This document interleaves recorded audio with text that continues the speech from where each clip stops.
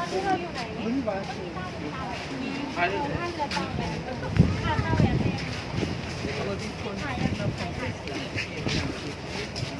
เกาะล้าน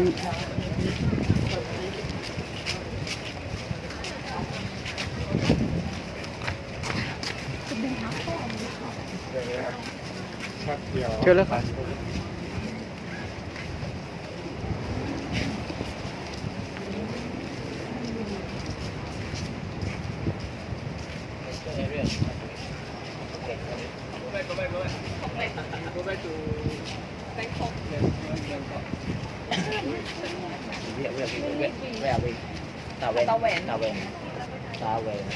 ตัววันเราโอเควันเราไปเราออกสองโอเคไปเราโอเคกินดูแผ่นไรไปต่อพี่น้อง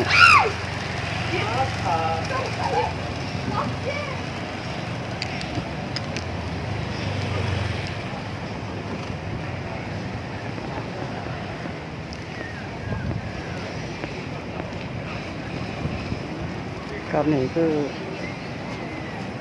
กอลานครับกอลานโอ้ขยะครับเดี๋ยวเนี่ยเซเว่นให้เปิดงานนี่คือกอลาน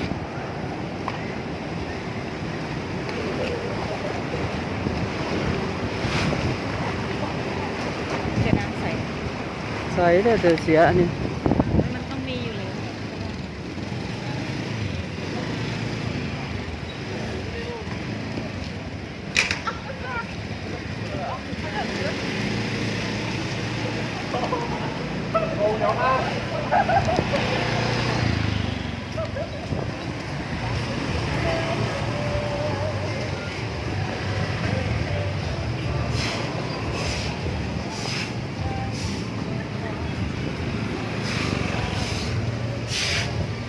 50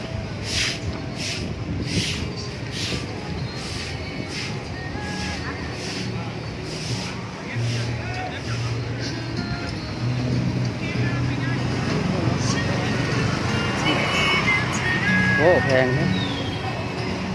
บอกพยาบาล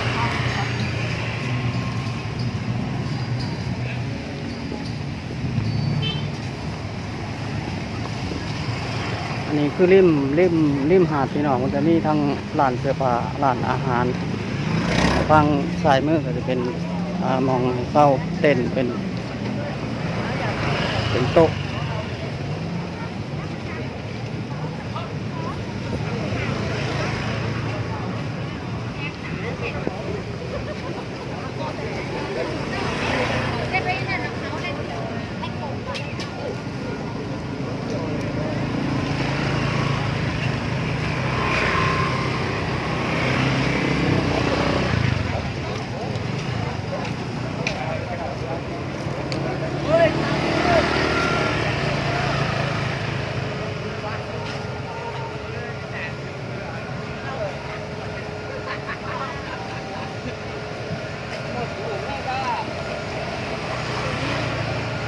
ฮะ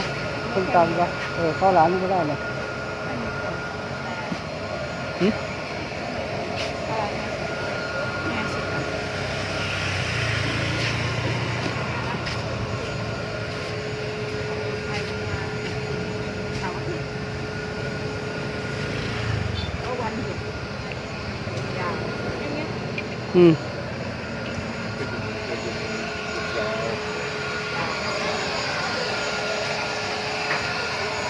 ยังกินกันพี่น้อง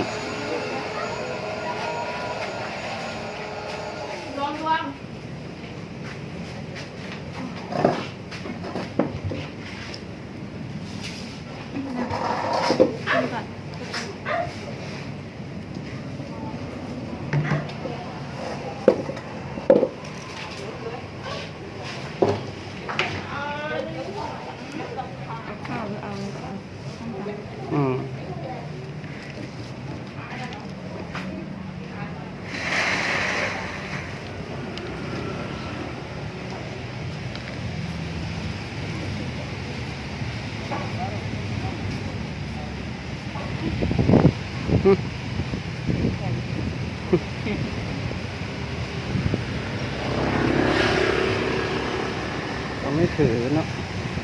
เป็นธรรมชาติของเขา อยู่บ้านเขาก็ใส่กางเกงในเดินเด้อ เขาไม่ใส่ เว้าพื้นฝรั่งพี่น้อง เกงในเขาไม่ใช้ แต่ยังไงนะแต่ชุดมันเกิดเหรอแต่ชุดมันเกิด ถ้าใส่ถ้าใส่จะเห็นขอบเพราะมันตก ว้าพูดถึงถ้าอยู่บ้านเขาใส่แต่กางเกงในชุดว่ายน้ ใส่โชว์เลย ำครับนี่ก็บรรยากาศอยู่กอล้านนะครับพี่น้องหน้าหาดอันนี้เป็นถนน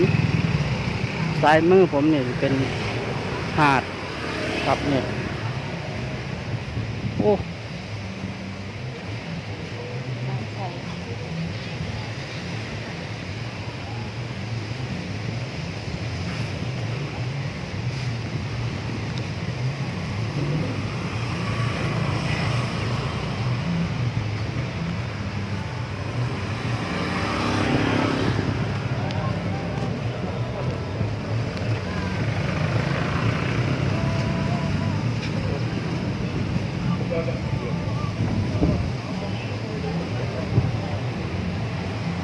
ผักเผือกอะไรก็ต้องไปซื้อนู่นน่ะ ใช่ เออ เนี่ยสกุลเนี่ย อืม มาเป็นกลุ่มครอบครัว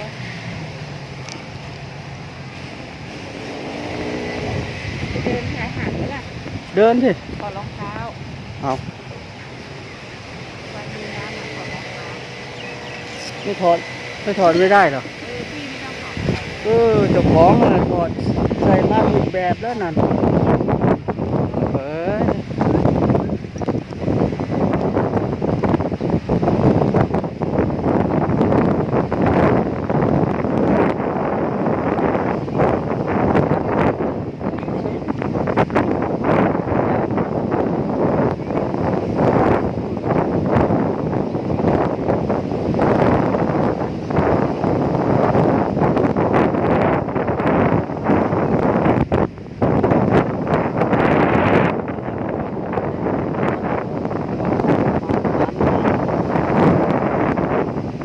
น้องเดี๋ยวจะเอาให้เบิ่งเนาะเดี๋ยว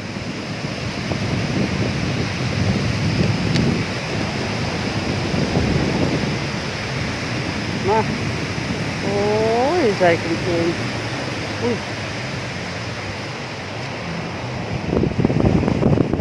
เราจะลงให้ได้บน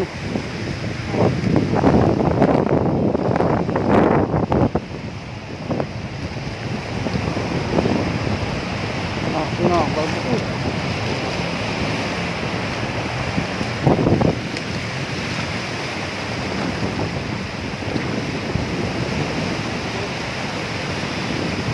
โอ้ขึ้นพี่น้องขึ้นจะมาเป็น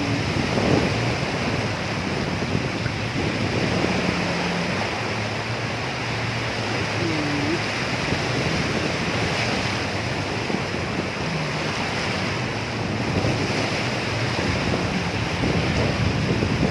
นี่น้ำงามบ่ครับพี่น้องงามบ่ดีน้ำ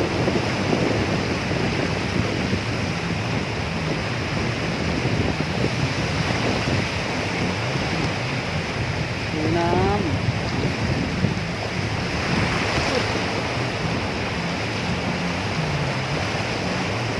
ครับนี่คือหาดหาดกอล้านนะครับพี่น้องหาดกอล้านดีน้ำงามเลยสวย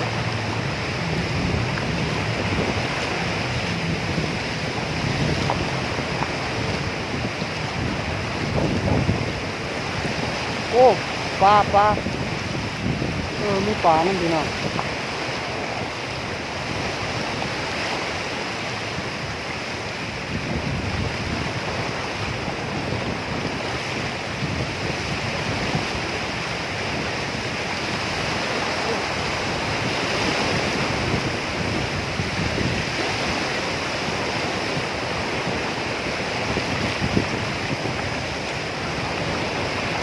มาเล่นน้ำก็ล่าน้ำกันเด้อ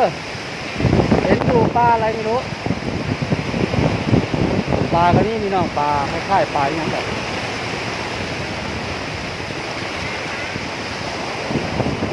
นู่นนั่นน่ะ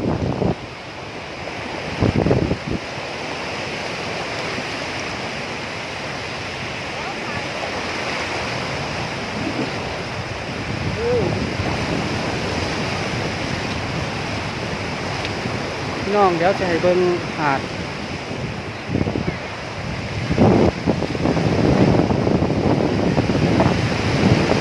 ครับข้างหลังเป็นอีกด้านเป็นครับน้องนั่งรถไป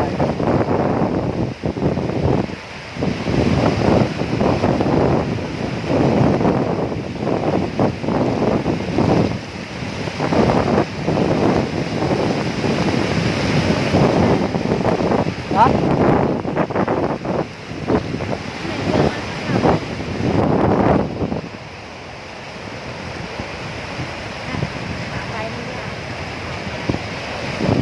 คือมันมาแล้วกำหนดมันก็มารอ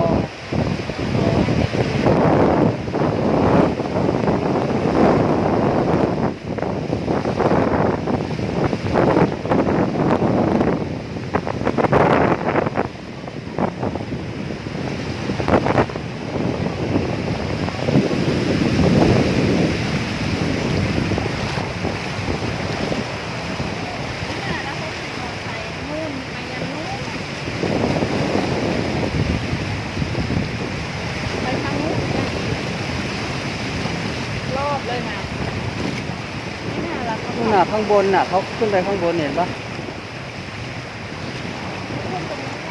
ถูกแต่ไม่กล้าขับมอเตอร์ไซค์ขึ้นไปเราขับเองนะ ไม่ค่ะถ้าดีๆมันไม่เป็นไรมันชันก็จริงแต่เวลาเราขับไปน่ะมันจะไม่นี่นะ โอ้ยเห็นแล้วไม่อยากจะขับเลย ไม่นี่หรอก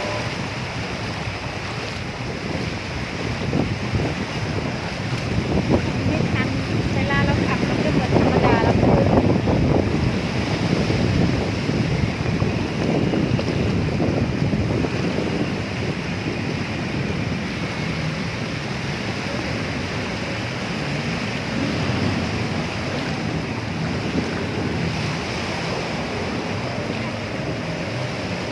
ขากลับสงสัยต้องนั่งสปีดโบ๊ท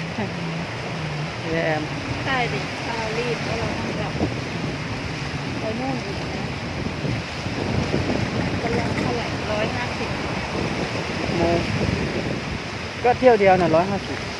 แหมแต่คนละ150คนละ100เป็นเที่ยวไม่ใช่เหรออันนี้หินอะไรมัน คนละ หินนี่ว่ะ หิน พี่น้องเอ้ยว่าเที่ยวนี่ดิ น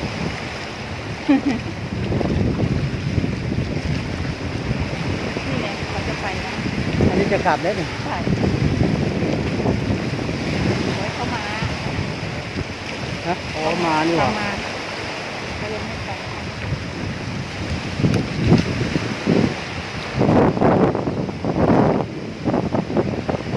ใส่ก้นดันไปว่าคิด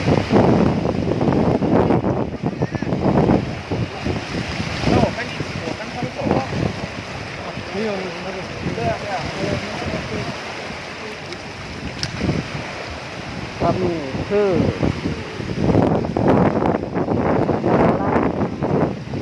ครับจะมีสปีดโบ๊ทรับส่งไปแล้วครับจำไม่ได้แล้วว่ามาทางไหน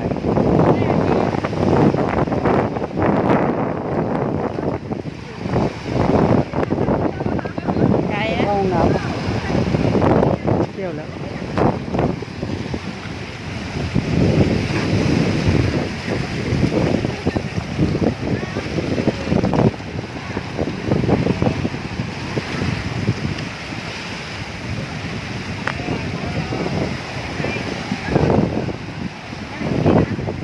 ฮะ เราไม่ต้องเป็นแล้วนะพี่ว่า ไม่ได้จะปวดเยี่ยวไง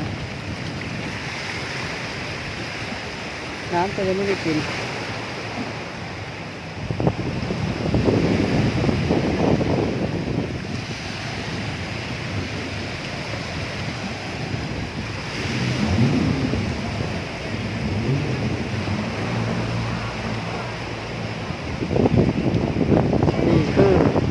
ก็ล้านพี่น้องมันจะเป็นป่านะประมาณนี้